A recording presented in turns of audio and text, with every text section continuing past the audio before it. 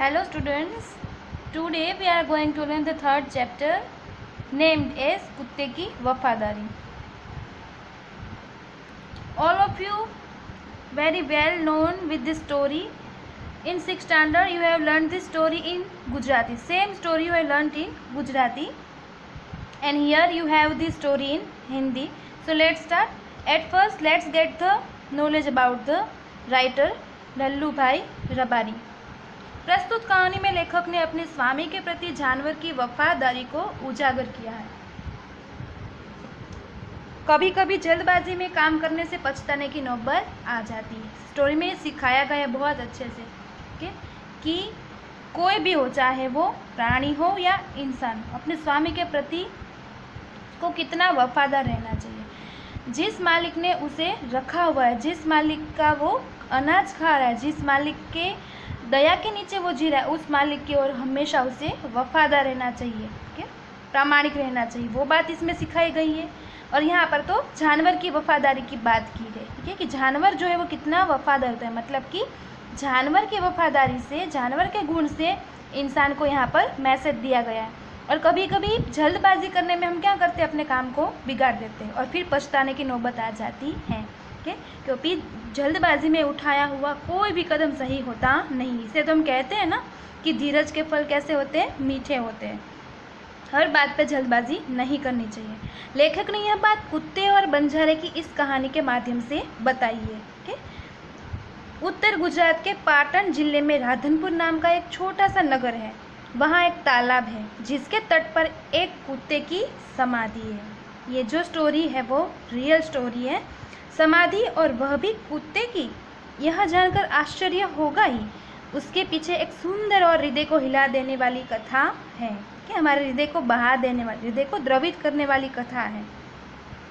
मतलब आजकल हमने कोई जो वीर पुरुष हो, जिसने कहीं युद्ध में, कहीं संग्राम में अपनी जान दे दी हो और उनकी समाधि हो, या कोई संत महापुरुष की समाधि हो, ऐसा सुना है. बट यहाँ पर तो सही में एक समाधि है और वो भी कुत्ते की. तो हाउ इज़ इट पॉसिबल, तो वो हम इस स्टोरी में से सुनेंगे. यहाँ पर पिक्चर भी दिया है. ये जो पर्सन है वो लाखा बंजारा है. वो लाखों के रुपये लाखों का व्यापार करता था, इसलिए लोग उसे लाखा नाम से पुकारते थे. देखते हैं, पुराने ज़माने में व्यापार का सामान लाने ले जाने का काम बंजारे करते थे. चाहे वो रण प्रदेश में से चलना हो या कहीं से भी, तो ऊँट जैसे प्राणियों की मदद से वो सारा माल सामान उस पर लादे फिरते थे और एक जगह से दूसरी जगह पर ले जाते थे. एक बंजारा था. वह अपने ऊँटों पर गाँवों का माल सामान लाद कर, मीन्स ऊपर रख कर शहरों में ले जाता था और वहाँ से मिश्री, गुड़, मसाले आदि भरकर गाँवों तक ले आता था. लाखों का व्यापार था उसका, इसीलिए लोग उसे लाखा बंजारा कहते थे. अपनी जाति से वो बंजारा था लेकिन लाखों का व्यापार करता था, इसलिए लोग उसे लाखा बंजारा कहते थे.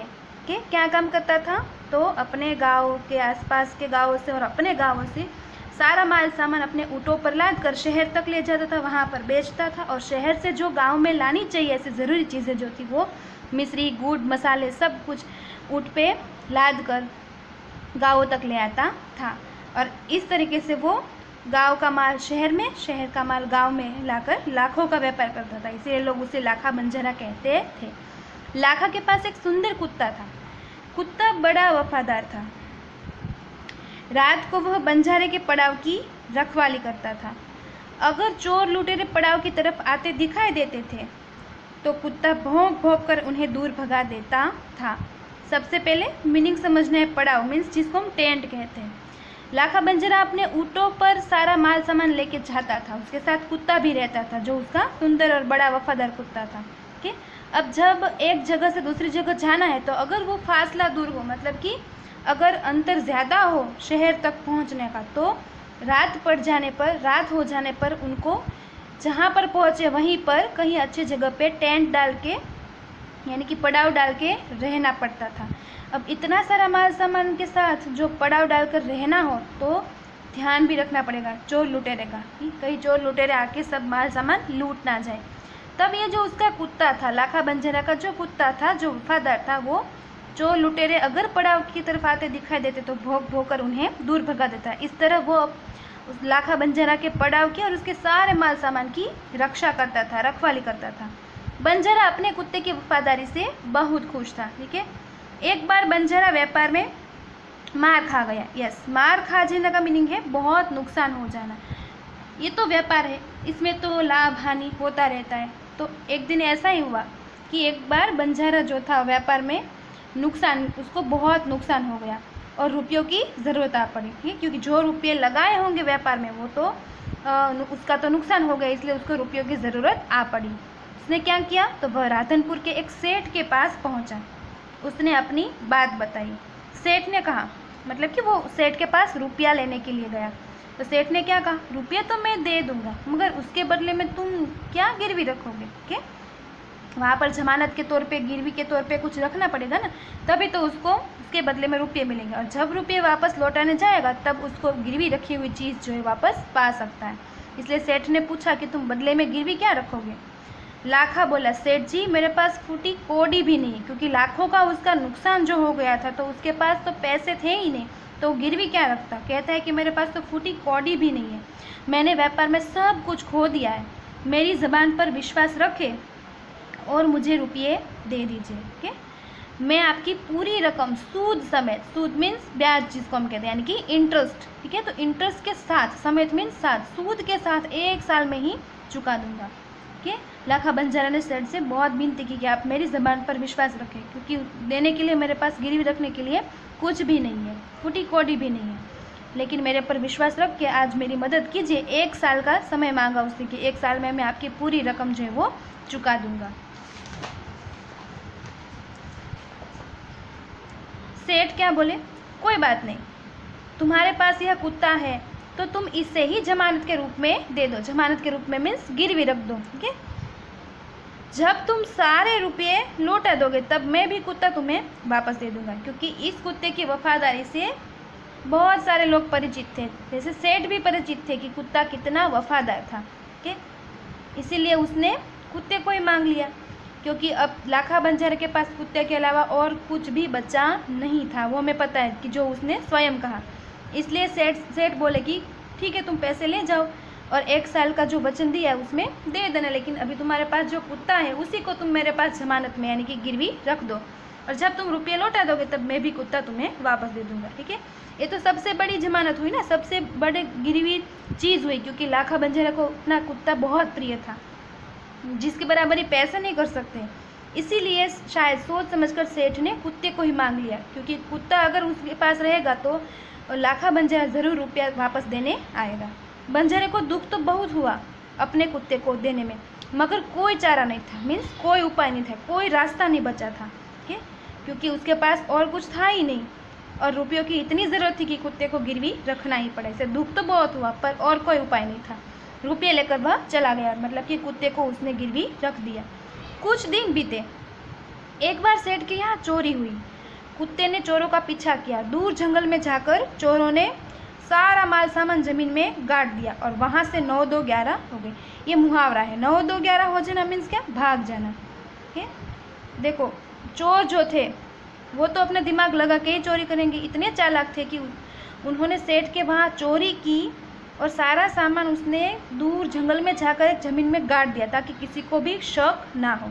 वो लेके नहीं गए लेकिन गाड़ के गए, मतलब फिर कभी मौका पाकर वहाँ से वो गढ़ा हुआ सामान जो है वो निकाल सकते इसलिए, और भाग गए। क्योंकि ये जो वफादार कुत्ता था लाखा बंजारा ने जो सेठ को दिया था जमानत के रूप में, वो कुत्ते ने चोरों का पीछा किया, इसलिए चोरों ने ये काम किया कि सारा माल सामान लेने गए लेकिन ज़मीन में गाड़ दिया और वहाँ से भाग गए। 9 2 11 हो गए मीन्स भाग गए। कुत्ता वहाँ भोंक भोंक कर सेठ को बताने लगा कि लुटेरे आपकी दुकान को तोड़कर माल उठा ले गए। ठीक, कुत्ता तो बड़ा ही वफादार था जो हमने पहले पेज में ही देखा। ठीक, तो उसने यहाँ पर भी अपने मालिक की लाज रख ली, यानी कि अपने मालिक ने जो विश्वास करके कुत्ते को सेठ को सौंपा था, ठीक, उसी विश्वास को रखते हुए कुत्ते ने यहाँ पर भी जो अपना गुण था कि अपने मालिक की ओर वफादारी दिखाना, वो यहाँ पर भी दिखाया। ठीक, उसने बहुत बड़ा वीरता का काम किया कि उसने सेठ जी को सब बता दिया भोग भोग कर कि आपकी दुकान तोड़कर जो लुटेरे हैं वो माल उठा ले गए। सेठ तो हक्का बक्का ही रह गए। हक्का बक्का रह जाना ये भी एक मुहावरा है, हक्का बक्का रह जाना मीन्स चकित रह जाना, यानी कि सरप्राइज रह जाना, चौंक उठना। तो सेठ तो चकित रह गए, चौंक उठे। कुत्ता सेठ की धोती पकड़कर आगे खींचने लगा। इसका मतलब है कि कुत्ता जानता था कि चोरों ने सारा माल सामान कहाँ छिपाया था, ठीक है, इसलिए वो बोल तो नहीं सकता था, अबोल जीव है। तो उसने क्या किया कि कितनी बुद्धि उसने अपनी लगाई कि उसने सेठ की धोती पकड़कर खींचने लगा, मतलब वहाँ पर ले जाने के लिए जहाँ चोरों ने धन अपना वहाँ पर ज़मीन में गाड़ दिया था। सेठ कुत्ते के पीछे पीछे चलने लगे। जहाँ चोरों ने माल छिपाया था वहाँ जाकर कुत्ता अपने पैरों से मिट्टी खोदने लगा। पैरों से मिट्टी खोदने लगा मतलब क्या इशारा कर रहा था वो सेठ को ये संकेत दे रहा था, ये दिखाना चाहता था कि यहाँ पर ज़मीन की खुदाई करो और यहाँ से माल निकलेगा। थोड़ा ही खोदने पर सब सामान निकल आया। सेठ की खुशी का कोई पार नहीं था।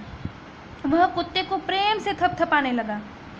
कुत्ते की वफादारी पर वह मुग्ध हो गया मतलब कि चकित रह गया, ठीक है, मोहित हो गया उसकी वफादारी के गुण पर कि कुत्ते ने सिर्फ अपने मालिक के साथ रहकर ही नहीं, लेकिन मालिक ने जमानत के रूप में उसको जहाँ रखा था उस सेठ की भी वफादारी को उसने ज़रूर पूरा किया, ठीक है, ज़रूर उसने अपना गुण दिखाया। यहाँ पर भी उसने वफादारी का काम किया। घर जाकर उसने एक चिट्ठी लिखकर कुत्ते के गले के पट्टे में बांध कर कहा, कुत्ते भाई जाओ तुम अपने मालिक लाखा बंजारा के पास, तुम मुक्त हो। देखो पहले तो उन्होंने सेठ ने सामने से ही कुत्ते को मांगा था कि जमानत के रूप में कुत्ते को रखो, लेकिन कुत्ते ने जो कारनामा करके दिखाया, जो अच्छा काम किया, जो वफादारी दिखाई, उसके बदले में सेठ भी भला बदला कैसे नहीं चुका था, तो उसने भी कुत्ते को मुक्त कर दिया। क्योंकि अगर कुत्ता उनके जो माल सामान है वो नहीं बचाता तो सेठ को भी लाखों का नुकसान हो सकता था, ठीक है। इसीलिए सेठ ने अभी भरोसा करके कुत्ते को वापस लौटाया, यानी कि कुत्ते की वफादारी का उन्होंने इतना अच्छा बदला देने के लिए उसने कुत्ते के जो गले का पट्टा था उसमें चिट्ठी बांध दी और लिख दिया कि तुम अपने मालिक लाखा बंजारा के पास जाओ और अभी तुम यहाँ से फ्री यानी कि मुक्त हो। खुश हो गया और अपने मालिक से मिलने के लिए जल्दी जल्दी भागने लगा। कुत्ता खुश हो गया क्योंकि आखिरकार उसे अपने प्रिय मालिक के पास जाने का अवसर मिला था, मौका मिला था। और यहाँ क्या हुआ, तो इधर लाखा ने भी व्यापार में खूब रुपया कमाया। जो सेठ के पास से वो रुपये लेके गया था वो शायद अपने नुकसान की भरपाई कर दी उसने, और फिर अपना दिमाग लगा के सूझबूझ लगा के और उस पैसों से वापस उसने खूब रुपया कमाया, खूब धन कमाया। वह सेठ को उसकी रकम वापस करने के लिए उसी रास्ते से आ रहा था। किस रास्ते से? जिस रास्ते से सेठ ने कुत्ते को अपने मालिक के यानी कि लाखा बंजारा के पास भेजा था, उसी रास्ते से लाखा बंजारा भी सेठ की रकम वापस करने आ रहा था। अब देखना कि जल्दबाजी में लिया हुआ निर्णय है वो व्यक्ति को कितना बड़ा गुनाह करवा देता है, व्यक्ति को कितना पछतावा करने की नौबत में डाल देता है, वो यहाँ पर हमें देखने को मिलेगा। अब जो इंसिडेंट बनेगा उसमें से उसने दूर से अपने कुत्ते को अपनी ओर आते हुए देखा, ठीक है, लेकिन उसने कुछ सोचा नहीं। जैसे कुत्ते को देखा तो वह नाराज़ हो गया, सोचने लगा कि कुत्ते ने मेरी ज़बान काट ली, मतलब कि मेरी इज्जत को मिट्टी में मिलाई, उसने बेवफाई की है। अब मैं सेठ को क्या मुंह दिखाऊंगा? मतलब क्या समझा लाखा बंजारा ने? समझा कि कुत्ता है वो सेठ के वहाँ से भाग के चला आया। जो उसका वफादार कुत्ता था, जो उसका प्रिय कुत्ता था, वो कुत्ता सेठ जी के वहाँ से अगर भाग के आ गया है तो उसने अपने मालिक की यानी कि लाखा बंजारा की इज्जत मिट्टी में मिला दी, ऐसा लाखा बंजारा सोचता है। और ज़बान काट ले मतलब कि वचन जो सेठ को दिया था वो कुत्ते ने तोड़ दिया है, ऐसा बंजारे को लगा कि उसने बेवफाई की है कुत्ते ने, ठीक है। उसने कुछ सोचा भी नहीं, सिर्फ कुत्ते को देख के वो यही सोचने लगा कि कुत्ते ने बेवफाई की है और मुझे धोखा दिया है। अब मैं सेठ को क्या मुंह दिखाऊंगा? उसने आव देखा न ताव, ये भी एक मुहावरा है, आव देखा न ताव। उसका मीनिंग है कि बिना कुछ सोचे समझे कुछ कदम उठाना। तो उसने मतलब किसने? लाखा बंजारा ने ना कुछ सोचा ना कुछ समझा, बस कुत्ते के माथे पर लाठी का प्रहार कर दिया। देखो कितना गहरा सदमा पहुंचा होगा बंजारे को कुत्ते को देखकर कि कुत्ता जो है वो तो मेरी इज्जत को मिट्टी में मिलाकर और बेवफाई करके चला आया सेठ के वहाँ से भाग के। बस इतना ही सोच के आगे कुछ समझा नहीं, कुछ सोचा नहीं, और कुत्ते के माथे पर लाठी यानी कि जो लकड़ी थी उसका प्रहार कर दिया, मतलब मारा। कुत्ता बेहोश होकर गिर पड़ा। सर पे प्रहार होने की वजह, सर पे लगने की वजह से कुत्ता सीधा बेहोश हो गया। लाखा ने देखा कि कुत्ते के गले में एक चिट्ठी बंधी है। उसने इसे खोलकर पढ़ा। ठीक है। तो देखो पहले उसने कुछ सोचा नहीं, शायद पहले उसने कुत्ते के गले में चिट्ठी देख ली होती, कुत्ते को पास आकर उसने अच्छे से देखा होता, तो शायद ये जो उसने जो काम किया जल्दबाजी में, जो गलत कदम उठा लिया, वो शायद वो नहीं उठाता। बट उसके दिमाग पर तो यही धुन सवार थी कि कुत्ते ने उसकी बेवफाई का बुरा बदला दिया है, ठीक है। कुत्ते ने उसकी वफादारी नहीं निभाई और बेवफाई की है, इसीलिए उसने कुत्ते को गलत समझकर सीधी लाठी ही मार दी। जब कुत्ता बेहोश होकर गिर पड़ा तब उसने चिट्ठी देखी और उसे खोलकर पढ़ा कि लाखा, तुम्हारे कुत्ते ने मुझे सूद समेत रुपये लौटा दिए हैं। देखो ऐसा क्यों कहा होगा सेठ ने? क्योंकि सेठ के जो पैसे चोर चोरी करके चले गए थे, अगर वो सेठ के हाथ नहीं लगते तो उनका कितना बड़ा नुकसान हो सकता था। और कुत्ते ने वो पैसे वापस दिलवाए, सेठ को वो रुपये सही सलामत वापस दिलवाए। इसका मीनिंग यही हुआ कि सेठ वो नुकसान से बच गए, मतलब कि लाखा को जितने रुपये दिए थे वो अगर उसका सूद भी, मतलब वो रुपये का अगर इंटरेस्ट भी मिलाया जाए, उतने सारे रुपये कुत्ते ने चोरों से बचा कर दे दिए। इसीलिए सेठ ने चिट्ठी में यही लिखा कि तुम्हारे कुत्ते ने मुझे सूद समेत रुपये लौटा दिए, अतः मीन्स इसलिए कुत्ते को मैं मुक्त करता हूँ। उसने मेरे घर चोरी किए गए माल सामान को वापस दिलवा दिया है और खुश होकर मैंने स्वयं इसे मुक्त किया है, ठीक है। सेठ ने कहा कि मैंने खुद इसे मुक्त किया, मतलब कि कुत्ता अपनी मर्जी से चला नहीं गया है। लाखा तो चकित हो गया, अभी तो दंग रह गया, ठीक है। वह चिल्लाने लगा, हाय ये मैंने क्या कर दिया, हाय ये मैंने क्या कर दिया। वह कुत्ते के शव को अपनी गोदी में लेकर फूट फूट कर, यानी कि जोर जोर से रोने लगा। पर अब पछताए होत क्या, जब चिड़िया चुग गई खेत, ये कहावत है, ठीक है, कि जब कोई हम गलत कदम उठा लेते जल्दबाजी में, उसके बाद चाहे उसका हमें कितना भी बुरा परिणाम क्यों न भोगना पड़े, लेकिन फिर हमारे हाथ में कुछ होता नहीं है, क्योंकि वह समय चला गया है जो समय में हमें समझना था। हमने बिना सोचे समझे कुछ काम कर दिया, फिर उसका फल तो हमें वही मिलने वाला था, बुरा ही मिलने वाला होता है। फिर वो बुरा फल भोगते समय हम कितना भी पछतावा करें, कितना भी रोए, तो भी कुछ काम का नहीं है, ठीक है। इसलिए वो कुत्ते के शव को मतलब डेड बॉडी को, मरे हुए कुत्ते को अपनी गोदी में उठाकर वो जोर जोर से रोने लगा, लेकिन उसके पछतावा करने का अभी कोई वजह शेष रह गई नहीं थी, ठीक है। पछतावा करने से भी कुछ होने वाला नहीं था। फिर क्या हुआ, तो उसने उस वफादार कुत्ते की समाधि बनवाई, देखो, ठीक है, क्योंकि वो कुत्ता वफादारी का और वीरता का जो प्रतीक है, ऐसे प्यारे कुत्ते की उसने समाधि बनवाई, जो आज भी पाटन जिले के राधनपुर के तालाब के किनारे पर खड़ी है। और उस कुत्ते की वफादारी की कथा संसार को सुना रही है, क्योंकि वो समाधि को देखकर जो भी उसे देखेगा उसे ज़रूर उस वफादार कुत्ते की याद आएगी, और साथ ही वो कुत्ते की वफादारी के जो किस्से थे, जो कथा थी, वो पूरे संसार को याद आएगी।